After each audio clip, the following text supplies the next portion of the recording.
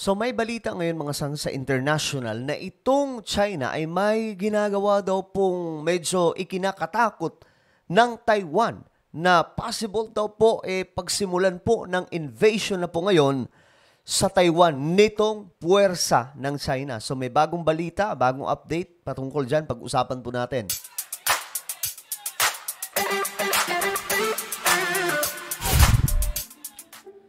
Naaalarma kasi ngayon mga sangkay itong Taiwan sa ginagawa ng China na papalapit na po ng papalapit ngayon ito sa Taiwan.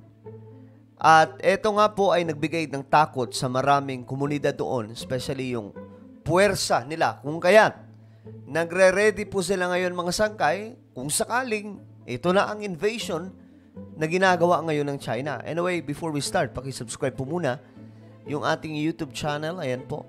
1.2 million, 1.21 million subscribers na po tayo dito.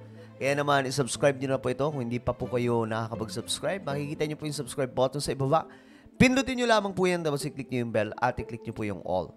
Sa mga nanonood po sa Facebook, alam nyo na ang inyong gagawin, i-follow nyo po ang ating Facebook page. So ito, mga sangkay, pag-usapan po natin itong Taiwan. Ito, anyway, shoutout pala sa lahat ng mga solid sangkay, sa lahat ng mga kababayan po natin na nanunood ngayon. Okay? Taiwan braces for potential Chinese invasion as recent Chinese. Ito to, mga sangkay. Tingnan po natin, kasi may ginagawa ang China ngayon na papalapit na po ito sa mismong kalupaan ng Taiwan. And Taiwan is on high alert as China showcased its military prowess with the maiden sea trials of its latest aircraft carrier, the Fujian. Well, this special report tells you how the unveiling of this formidable vessel has reignited fears of an imminent Chinese invasion, sending shockwaves across the region. Take a look. Okay. So, ayun. Sabi pa nga po, nagbigay po ng takot itong ginagawa ngayon ng China, mga sangkay. Diyan sa karagatan na malapit po sa Taiwan. Fujian, China's third aircraft carrier. Equipped with advanced electromagnetic catapults, it marks a formidable threat to Taiwan's security. The 80,000-ton behemoth project, China's power to potentially blockade the Taiwan Strait. Okay, so ito daw mga sangkay ay potential na gagamitin daw po. Okay, itong bagong Chinese aircraft carrier na possible daw pong gagamitin mismo sa actual na invasion against Taiwan. Taiwan is banking on help from its friend in Washington, but the carrier could potentially hamstring US intervention. In the event of an invasion leaving Taiwan vulnerable to Chinese aggression, recent Chinese incursions into Taiwanese airspace and waters have only added to the growing tension. Military. Alam niyo mga sangkay, kaya nga po ngayon, kahit yung Pilipinas, kasi sobrang lapit lang po talaga ng Taiwan eh. Taiwan, napagigitnaan po yan eh. China, Taiwan, ito yung Japan, ito po yung Pilipinas. Kumbaga napagigitnaan po talaga. Ngayon, maging sa Pilipinas, nagpadala na rin po ng maraming mga sundalo po doon, banda malapit po sa Taiwan, ang ating bansa. Bakit? Just in case meron pong mangyaring invasion, kahit papaano mababantayan, hindi po tayo makikialam sa kung ano mang gagawin ng China sa Taiwan. Pero, kailangan po bantayan natin yung sarili nating kalupaan. Dahil possible mga sangkay, lapit lang po talaga kasi. Try natin i-check. Taiwan. Try natin i-check sa Google.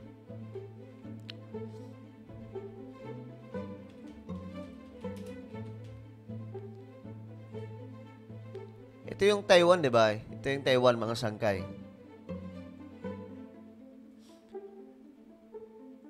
Napakalapit lang po kasi talaga nito eh. Ito. Ewan ko kung kita ninyo. Ito yung Taiwan. Tingnan nyo mabuti mga sangkay. Sana nakikita, no?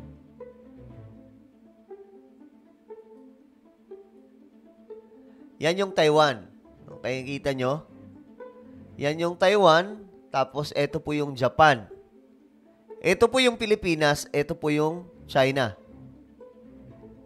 Okay? So, napaggigitnaan po itong Taiwan, mga sangkay, ng Japan, China, Philippines. Kapag pumutok ang digmaan, mga sangkay, ay nako po, wag naman po sana. Kaya nga po sinasabi po nila mga sangkay na madadamay ang Pilipinas. At ngayon nga po yung Japan. Yung Japan, naglagay na po ng kanilang mga kasundaluhan sa paligid nito. Itong malapit mismo sa Taiwan. Bakit? Bilang paghahanda rin. Pero, ewan ko kung sasali ang Japan dyan, mga sangkay. Kasi, nanggigigil din po ang Japan eh. Alam naman po natin yung kakayahan ng Japan. Kayang-kaya po nila makipagbalyahan sa China, sa totoo lang. Yung Pilipinas, medyo tayo dyan, tagilid. Hindi naman po tayo malakas na Umaasa nga lang po tayo sa tulong ng sa tulong ng Amerika. 'Di ba? Ito yung Taiwan, no? Ito yung China. So, malapit po ito sa Pilipinas. Ngayon, ituloy po natin. Ano nga ba itong sinasabing aircraft carrier? Ito po ay warship ng China na kinakatakutan po ngayon nitong Taiwan. Analysts warn that Beijing's aggressive maneuvers may be a precursor to a full-scale invasion under the guise of a military drill. Okay. So, ginamit na po ito sa isang military drill ng China. Malapit din po sa Taiwan. Kung kaya't ang Taiwan ngayon, naka-alerto mga sangkay. China has been stepping up military threats against Taiwan and has been gradually, unilaterally changing the status quo of the Taiwan Strait.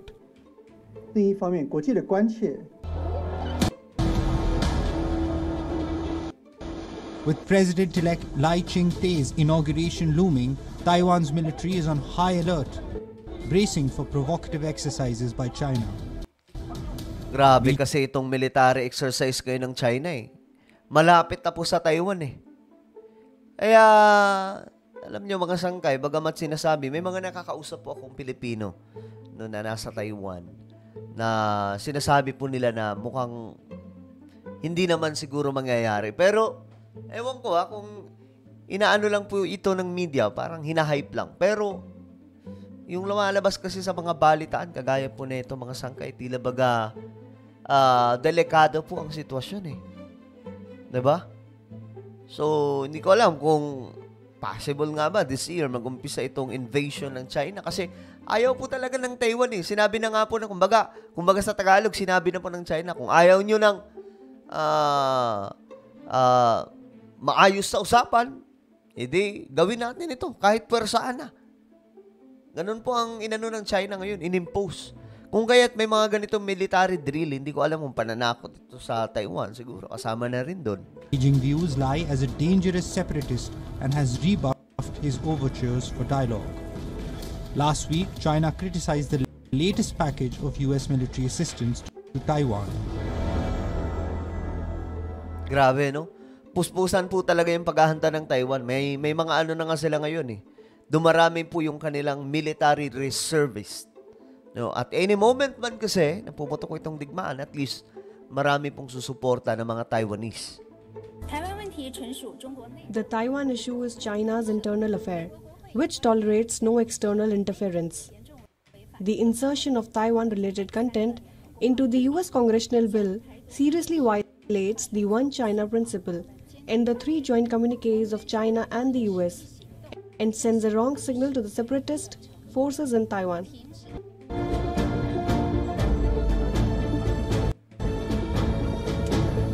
Sabi nyo. Tingnan nyo mga sangkay, ang ginagawa ng China ngayon.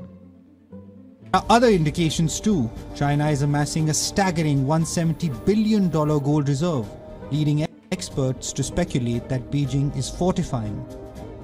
Okay. Ito pa mga sangkay.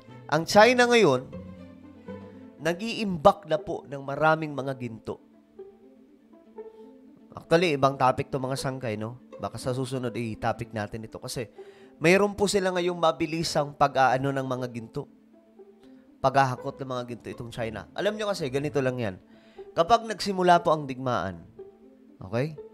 yung papel, yung pera, magiging walang silbi po yan. Ano ang magkakaroon ng silbi? Mga alahas.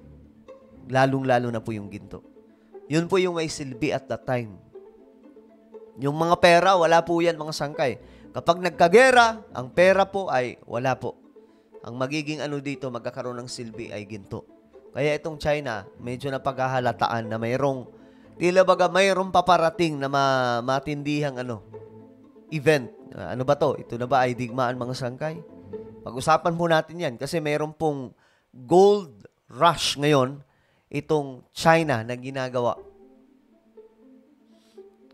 Parang may paparating na malaking event kaya pinaghahandaan ng China Economic defenses against potential Western sanctions in the event of a Taiwan conflict. The unprecedented gold buying underscores Beijing's resolute determination to assert control over the self-governed island that it considers a breakaway province. Bureau Report, Beyond World is One. Okay, so ang tanong nga po dito, sabi po dito, drills or rehearsal for invasion? Yan po yung tanong dito mga sangkay. Ito na ba ay pagsasanay o isang pagpapractice na, rehearsal na para sa invasion na gagawin ng China? Well, ano po ang inyong opinion mga sangkay? Comment po sa ibaba. Now, I invite you please subscribe my YouTube channel, Sangkay Revelation. Hanapin niyo po sa YouTube. Then click the subscribe, click the bell, and click all. Okay? Ako na po ay magpapaalam. Mag-iingat po ang lahat. God bless everyone.